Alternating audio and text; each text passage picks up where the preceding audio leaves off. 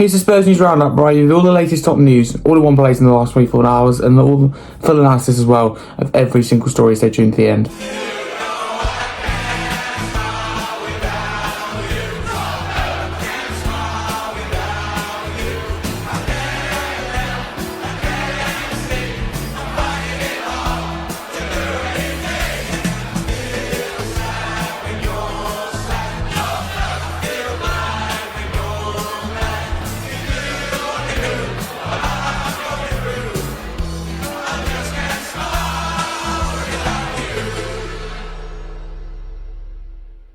If you're new, please like and subscribe. Let's get straight into it then. So last night was Tottenham's first win over Spanish opposition since the iconic 3-1 win against Real Madrid in 2017. So the latest now Spanish team we've beaten is Villarreal. But you remember that Real Madrid special night in 2017, Dele scoring. It was the 1st of November 2017 to be exact, and it was at the Wembley Stadium.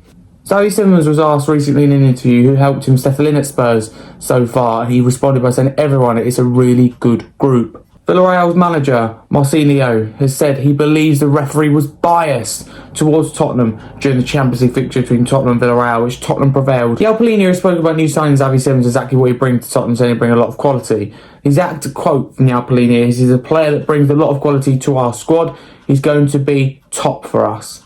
Wayne Rooney, when he was a pundit on Amazon Prime in the Tottenham win over Villarreal, gave praise to Lucas Bergvall, praised his maturity, saying sometimes you forget how young he is because he played a lot of games last season, and the maturity with which he plays is fantastic. On this day in 2022, Heung-min Son came on in the 60th minute and scored a 13-minute hat-trick to help us secure a 6-2 win at home over Leicester. And on this day in 2015, Son scored his first goal for the club against FK Karabakh in the Europa League, the first of many in the Tottenham shirt. It's a very good day for him. He also scored a hat-trick, where he's at now at LAFC. I know he's not a Tottenham player anymore. Just to add that in, so a very good day for him. And last but not least, before we get on to the analysis, Colin Warney has been awarded legacy number 898, making his Tottenham debut. So let's get into all of your headlines then, because there isn't too much to get into.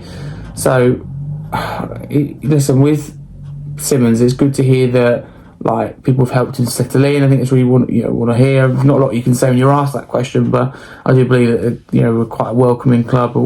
Players are very good at helping players settle in, so that's a real positive. And I agree with Paulinho in terms of what Simons can bring. I don't think we've seen the best of him yet. I think he struggled, in fact, against Villarreal, but that's normal. Come to a new league, a new club. It's going to take time to get up to scratch, as you call it. So there's no need to panic or jump to conclusions. I think he's a top player with a very high ceiling and a lot to give. Quality player and still a big signing. There's absolutely no doubt about that. To be honest with you, I don't think Ray Rooney's a great pundit, but I agree with him on Bergvall. It's very easy to sit here and expect more from him. He played so many games last season, but he's only still 19.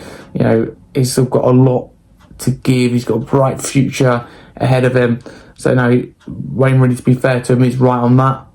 I'm very happy everyone. He's got another legacy. He's got his legacy number 899. I really do like the legacy numbers, if I'm honest with you. I think they're very good. I think it frustrates me having 899, knowing that he's so close to 900. It sounds silly. But a couple of amazing stats for Son. I mean, the hat-trick he got against Leicester is something special. I remember him coming on and we just needed that boost. You need that injection of energy. And a hat-trick in 13 minutes is pretty impressive. And then scoring for Karabakh against Karabakh in the Europa League on this day in 2015. So a couple of I think amazing stats with Son.